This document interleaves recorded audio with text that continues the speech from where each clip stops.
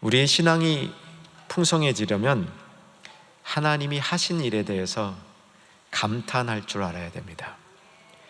감탄을 잘하는 사람들을 관찰해 보면 영적인 감성이 매우 풍성한 사람들이고, 신앙 생활을 여유롭게 그리고 깊게 하는 분들을 보면 하나님이 하시는 일에 대한 감탄을 자주 합니다. 야, 우리 주님 하시는 일이 놀랍다. 주님이 이런 일도 행하시네. 여러분, 이런 감탄이 여러분에게 있다면 여러분의 신앙에 아주 깊은 영적인 탄력성이 풍성한 것이라고 볼 수 있습니다. 만약에 어떤 것도 감탄하지 아니하고 매일 맹숭맹숭한 신앙생활을 하는데 스스로는 열심히 주님을 따른다 생각하면 그것은 신앙이 온전하지 않은 것이라고 볼 수 있겠습니다. 좋은 자연을 보면 우리가 감탄하지 않습니까? 저는 이제 미국에 가서 LA에 처음 정착해 있다가 미시간주로 공부하러 가면서 이제 대륙 횡단을 했습니다. 웨스트에서 이스트까지, 그러니까 서부에서 동부까지 다 간 것은 아니었기 때문에 완전한 횡단은 아니었지만 그래도 한 4박 5일 정도 자동차를 타고 가는데, 가다가 좀 지겨우니까 동행하는 전도사님이 그랜드 캐년을 들렀다 가자 그래서 들렀는데 보는 순간 와 했습니다. 캐나다에서 공부할 기회가 좀 있어서 캐나다 토론토에서 공부할 때 나야가라 폭포를 자주 가게 되는데 역시 와 했습니다. 그런 자연을 보고 와하지 않는다는 것은 비정상이죠. 우리는 자연의 그 멋진 위대한 광경을 보면서 믿지 않는 사람들도 야, 하나님이 있기는 있는가 보다 그런 생각을 하지 않습니까? 근데 하나님의 사람들이 하나님의 일을 보면서 감탄하지 아니한 것은 뭔가 신앙적인 병리 현상이라고 말할 수 있겠습니다. 오늘 예배드리는 충현의 모든 가족들, 하나님의 백성들은 감탄하는 신앙 회복하시기를 주 안에서 소망하며 축복합니다. 멋진 광경을 보지 않아도요, 여러분, 해 뜰 때, 해질 때 그 노을만 보고 있고 그 해오름만 보고 있어도 우리 마음속에는 야, 정말 하나님이 하시는 일이 놀랍다, 이런 감탄을 하게 되죠. 그런데 진짜 감탄은 그런 자연을 보고 하는 게 아니라 그것을 보지 않고도 하나님이 행하시는 여러 가지 일들을 보면서 감탄할 수 있는 겁니다. 구약성경과 신약성경에서 이런 감탄을 대표할 만한 구절을 하나씩 찾아봤는데, 시편에서는 8편 1절을 소개하고 싶습니다. 여호와 우리 주여, 주의 이름이 온 땅에 어찌 그리 아름다운지요. 주의 영광이 하늘을 덮었나이다.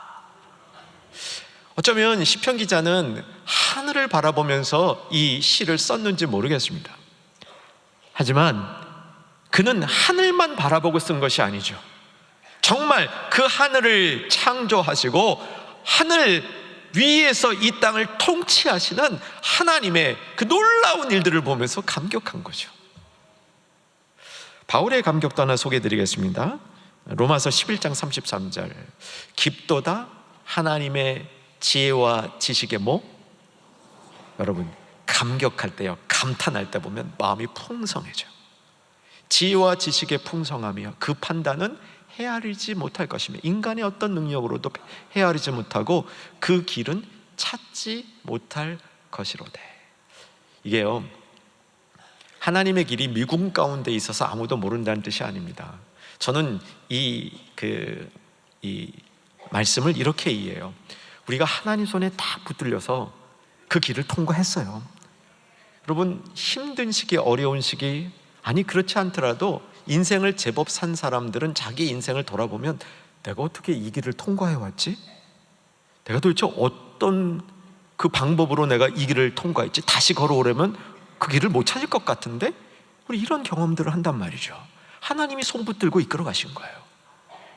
그래서 하나님의 일을 돌아보면서 감탄을 할 줄 아는 인생이 되어야 되는 겁니다. 하나님의 일에 가장 많이 감탄한 사람이 저는 사도 요한이라고 믿습니다. 물론 성경의 모든 기자들이, 모든 하나님의 사람들이 감탄했지만 저는 사도 요한이 하나님의 일에 대해서 감탄한 그 깊이는 정말 더 깊은 세계처럼 느껴집니다. 사도 요한이 오늘 본문의 저자이죠. 요한복음, 요한계시록, 편지 3편, 총 5편의 성경을 쓰는데 요한일서 오늘 본문 3장에서 그가 감탄하고 있어요. 뭐에 대해서 감탄하냐면 하나님의 사랑에 대해서 감탄하고 있습니다. 한번 보셨으면 좋겠는데 1절을 보시면 보라, 아버지께서 어떠한 사랑을 우리에게 베푸사. 하나님의 베푸신 사랑이 그에게는 너무나 감격스러워서 이 표현을 쓰는 겁니다. 어떠한 사랑으로 우리에게 그 사랑을 베푸셨는지, 어떠한 사랑을 베푸셨는지 그는 감격하고 있습니다. 여러분, 요한이 어떤 인물입니까? 저는 요한에 대해서 아주 오래전에 꽤 깊이 공부할 수 있는 기회가 있었는데, 그때 제가 내린 개인적인 잠정적 결론은 요한은 그 어떤 사도보다도 감수성이 예민한 사도라고 결론 내렸습니다. 굉장히 영적으로 민감한 사람이었어요. 제가 보기엔 그럽니다. 다시 요한 사도를 천국에서 만나면 제 생각이 맞을 것 같아요. 근데 여러분, 예수님이 특별히 사랑하던 제자가 있었잖아요. 이게 무슨 사랑에 이렇게 어떤 편애가 있는 건 아닌데, 예수님이 특별히 많이 가르쳐 주고 싶은 제자들이 있었잖아요. 누구였습니까? 베드로, 그 다음이 요한이에요. 그 다음에 요한의 형제 야고보, 베드로의 형제 안드레, 이렇게 꼽을 수 있거든요. 적어도 요한은 예수님이 특별하게 자신의 것들을 많이 가르쳐 준 사도였는데, 예수님이 죽으시고 부활하신 다음에 교회가 시작됐을 때 요한은 리더십에서 빠집니다. 교회를 이끌던 리더는 누구였습니까? 베드로였죠. 베드로가 리더였습니다. 요한은 뒤로 쑥 빠져요. 요한이 왜 빠져 있었을까요? 예수님이 십자가에 달리시면서 명령을 하나 주시잖아요. 모친, 너는 모친을 돌보라. 그래서 요한이 아마 그 초대 교회의 처음 시작된 리더의 역할을 하지 아니하고 어머니를 섬겼던 것 같습니다. 이 기간이 얼마인지 아세요? 혹시 여러분 인생에 부모님 돌보느라고 한 6년간 시간을 쓰신 분 있으면 속으로 좀 안타까울 수 있어요. 내가 이런 일이 없었으면 정말 세상에서 날개를 피듯이 이 세상에서 약진했을 테인데, 요한이 예수님의 모친 마리아를 돌본 시간은 제 계산에 의하면 60년입니다. 60년 가까이 돼요. 근데 그 기간이 요한에게 있어서는 정말 깊어지는 기간이었던 것 같아요. 워낙 예수님으로부터 많은 참 지식을 배웠고 감수성이 예민하고 영적으로 민감한 요한은 그 긴 시간 동안 그냥 시간을 낭비한 게 아니라 하나님과의 관계 속에서 또 깊어지고 또 깊어지고 그가 하신 일에 감탄하고 또 감탄하고, 그러다가 복음서도 쓰고 계시록도 쓰고 편지도 쓰는 겁니다. 그러니 그 안에 놀라운 감격이 담겨 있는 겁니다. 그 감격을 오늘 본문에서 이렇게 표현합니다. 하나님이 어떠한 사랑으로 우리를 사랑하셨는지 그 사랑에 감격하고 있는 것이죠. 자, 요한 사도가 감격하고 있는 하나님의 사랑의 본질은 이것입니다. 하나님은 사랑이시라. 성경 말씀이니까 한번 따라했으면 좋겠습니다. 하나님은 사랑이시다. 요한복음 4장에 보면 2번에 걸쳐서 하나님은 사랑이시다라는 이 선포를 합니다. 이게 감격의 근원이 되는 거죠. 한번 성경을 보겠습니다. 오늘은 4장을 주로 펼쳐놓고 있으시면 좋을 것 같아요. 성경 가지신 분들은 4장 펼치시고 덮지 마시기 바랍니다. 4장 8절, 사랑하지 아니하는 자는 하나님을 알지 못하나니, 같이 읽겠습니다. 이는 하나님은 사랑이십니다. 16절에도 하나님은 사랑이시라는 말이 선포되는데 16절의 남은 내용도 굉장히 의미가 깊습니다. 하나님이 우리를 사랑하시는 사랑을 우리가 알고 믿었노니. 오늘 설교 제목이 하나님이 사랑이심을 믿어야 할지니 이거예요. 하나님이 사랑이라는 사실을 알고 믿어야 한다는 겁니다. 그러므로 사랑 안에 거하는 자는 하나님 안에 거하고 하나님도 그 안에 거하느니라. 하나님이 사랑인 것을 알고 믿는 자는 하나님이 사랑이시기 때문에 우리가 그 사랑을 따라서 하나님 안에 거하고 하나님도 우리 안에 거하신다는 겁니다. 이 놀라운 비밀이 저와 여러분 안에 잘 자리 잡고 필요할 때마다 깨달아지는 축복이 이어지기를 주의 이름으로 축원합니다. 어떠한 사랑으로 하나님이 우리를 사랑했는지 감격하는 요한에게 하나님이 우리를 사랑하신 그 사랑의 최종적인 결론 하나를 소개했는데, 하나님이 우리를 사랑하는 사랑으로 자녀를 삼으셨다는 겁니다. 그것이 오늘 1절 뒷부분이죠. 자, 이제 1절 여러분이 한번 읽겠습니다. 감격하면서 읽어봤으면 좋겠습니다. 감격을 담아서 1절 읽겠습니다. 보라, 아버지께서 어떠한 사랑을 우리에게 베푸사 하나님의 자녀라 일컬음을 받게 하셨는가? 우리가 그러하도다. 하나님의 자녀가 된 것이 하나님이 우리를 사랑하신 사랑의 최고의 극치 중 하나라고 선포해 주는 겁니다. 여러분, 이 사실을 확실히 믿으셔야 됩니다. 하나님이 사랑이신데 하나님은 그 사랑을 가지고 우리를 자녀 삼으셨다는 거예요. 이게 이해되는 순간 예수님이 하신 일이 다 이해가 돼요. 예수님의 십자가도 이해가 되고 예수님이 우리를 위하여 행하신 그 수많은 일들이 이 표현 안에서 대부분 다 이해가 됩니다. 자, 하나님이 우리가 자녀라 일컬음을 받게 하셨다라고 얘기합니다. 이게 요한이 얘기한 정말 이러한 사랑을 내가 받을 수 있는가라는 감격의 핵심이었습니다. 이 말은 우리는 전에 하나님의 자녀가 아니었다는 거예요. 자, 논리적으로 추정합시다. 하나님의 자녀가 아니었다면 누구의 자녀입니까? 마귀의 자녀. 답이 금방 나오네요. 말하면서도 좀 떨리지 않으세요? 하나님의 자녀가 아니면 마귀의 자녀. 이건 사실 요한복음 4장에 나와요. 근데 여러분, 꼭 마귀의 자녀라는 게 여러분 마음속에 가슴을 너무 떨리게 하면 마귀라 그러지 말고요, 그냥 죄의 자녀였다 그래도 되고요, 그것도 좀 떨리시는 분들은 세상의 자녀였다 뭐 이렇게 순화시켜도 영 안 되진 않아요. 근데 분명한 것은 하나님의 자녀는 아니었어요. 하나님의 자녀 아닌 사람이 어떻게 자녀가 됩니까? 이게 사랑이라는 거예요. 이게 사랑이라는 거예요. 이거는 그냥 여러분, 왕과 같이 힘이 있는 사람이, 아니면 큰 기업의 회장님과 같이 돈이 있는 사람이, 아니면 권력이 있는 사람이 지나가는 청년이 너무 괜찮아서 야 청년 자네 이제부터 내 아들 하게, 이게 아니에요. 지나가는데 어떤 자매가 너무 성품이 곱고 너무 반듯해서 아이 자네 내 이제부터 딸하게, 이게 아니란 말입니다. 여러분, 자녀를 삼으면 뭐가 따라요? 책임과 의무가 따라요. 자기가 낳은 자녀도, 우리 어머니들 그렇게 배에서 불편하면서 낳은 이 자녀 낳고 나면요, 이 자녀에 대해서 책임과 의무가 얼마나 많아요. 요즘은요, 나이 드신 분들 결혼한 다음에 애프터 서비스가 꽤 길어요. 그럼 결혼만 하면 되는 줄 알았는데 그 뒤에 여러 가지 키워만 놓으면 되는 줄 알았는데 그 위에 AS 기간이 굉장히 길잖아요. 책임과 의무가 많은 거란 말이에요. 하나님이 우리를 자녀 삼으실 때 그 책임과 의무를 지시겠다는 거였어요.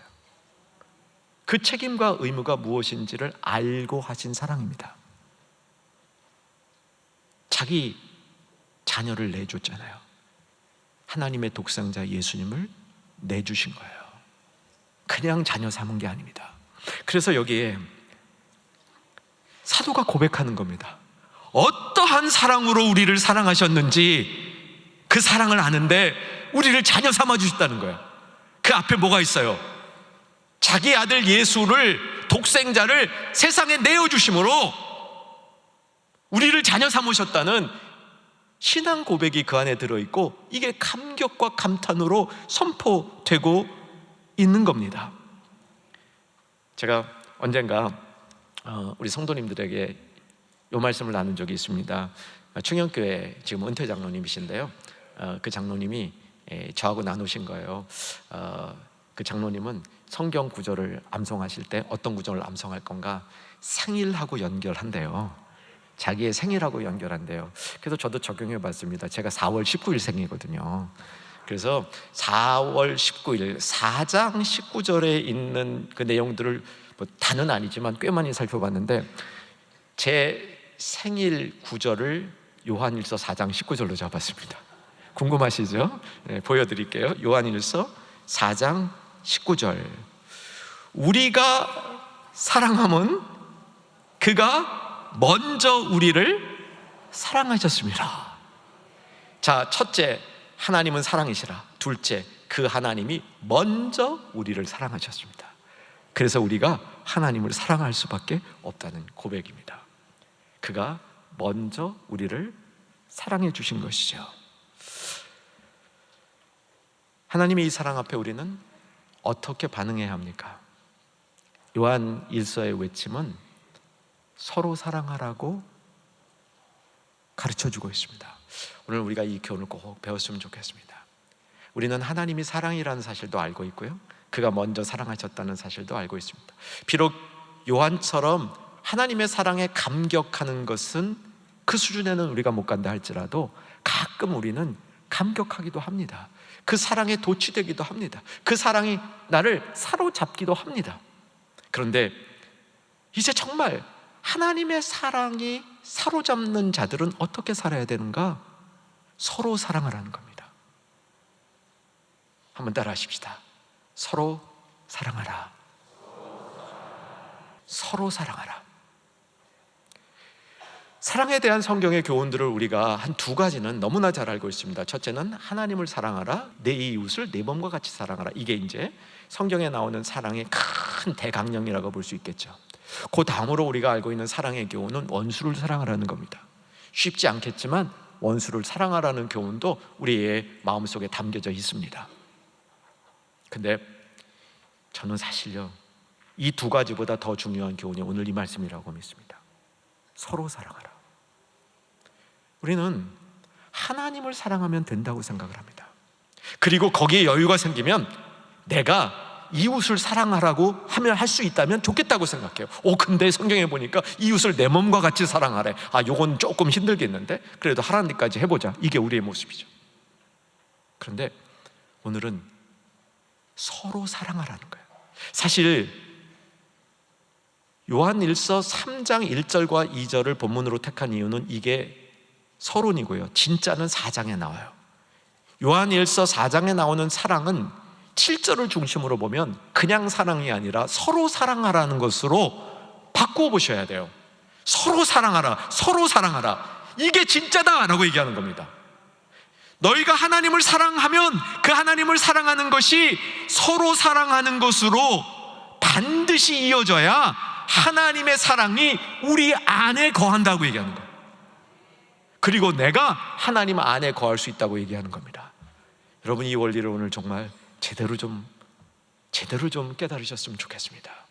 내가 하나님을 사랑한다 하지만 서로 사랑하지 아니하면 그 하나님을 사랑하는 그 사랑은 날아가는 사랑이 되고, 서로 사랑하는 걸 통해서 하나님을 사랑하는 그 사랑이 내 안에 머문다는 겁니다.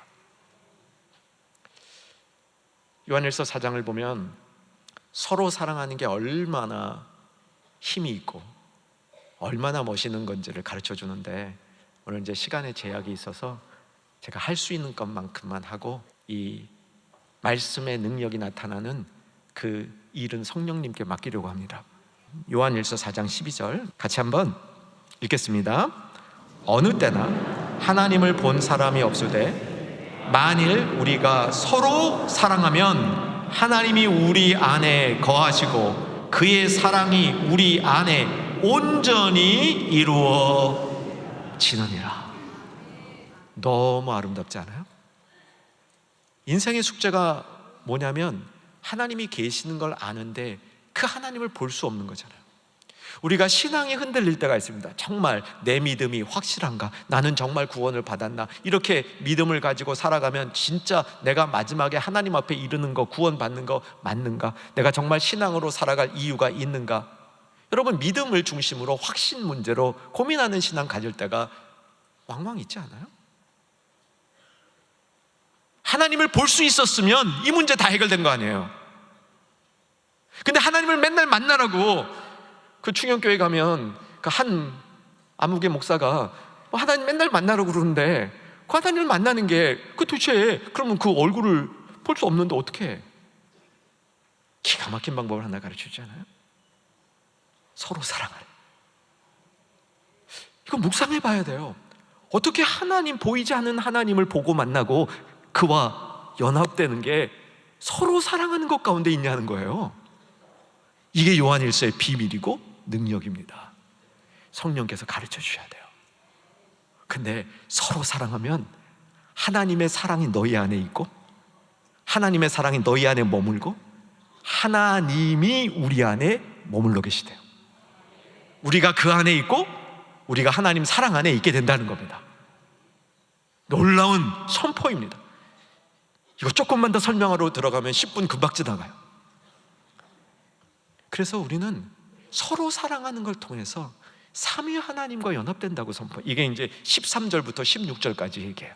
성령님과 연합되고 예수님과 연합되고 하나님과 연합된다는 거예요. 서로 사랑하는 걸 통해서. 그리고 우리가 서로 사랑할 때 인생의 큰 문제가 해결되는데 두려움이 없어진대요. 두려움이 없어진대요.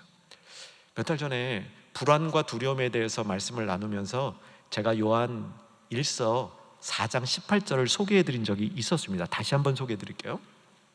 읽겠습니다. 사랑 안에는 두려움이 없고 온전한 사랑이 두려움을 내쫓나니, 여기까지만 읽으셔도 돼요. 온전한 사랑이 두려움을 내쫓. 말씀대로 믿으시기를 바랍니다. 여러분, 두려움이 있을 때 뭘 해요? 하나님 사랑을 우리 안에서 키워야 되는 겁니다. 하나님 사랑을 내 안에서 키우려면 하나님만 사랑합니다 붙들면 안 되고요, 서로 사랑해야 하나님 사랑하는 것을, 그 능력을 우리가 갖춘다는 거예요. 그때 두려움이 도망간대요. 내쫓아진대요. 여러분, 이렇게 두려움을 이기시는 성도 되실 수 있기를 소망합니다. 그리고요, 여기서 한 걸음 더 나갑니다. 한 절 앞에 있는 절인데요, 우리가 세상을 사는데도 두렵지만 하나님 심판 앞에 얼마나 두려워요. 여러분, 5분 후에 심판대 앞에 선다 그러면 안 두렵겠어요? 저도 두려울 것 같은데요. 5분 뒤에 심판대 앞에 선다면 뭐 두려워서 버들버들 떨어서 뭐 이렇게 막 몸이 굳거나 그러진 않을 테인데 두려울 것 같아요. 혹 내가 내 생각보다 잘못한 거 많으면 어떡하나, 그런 두려움이 있겠죠. 17절, 4장 17절, 이로써 사랑이 우리에게 온전히 이루어진 것은, 같이 읽겠습니다. 우리로 심판날에 담대함을 가지게 하려 함이니. 여기까지. 여러분, 하나님은 사랑이십니다. 하나님이 우리를 먼저 사랑하셨습니다. 그러므로 우리는 반드시 서로 사랑해야 됩니다. 서로 사랑하는 그 사랑을 통해서 하나님과 연합이 됩니다. 그리고 그 하나님이 우리 안에서 진짜 사랑이 어떤 건지를 계속해서 가르쳐 주십니다. 사랑을 이루느니라, 그 말씀입니다. 서로 사랑하는 사랑이 우리 가운데 나타나서 두려움을 없애고 심판날에 담대함을 얻는 그 힘이 될 수 있기를 주의 이름으로 축원합니다.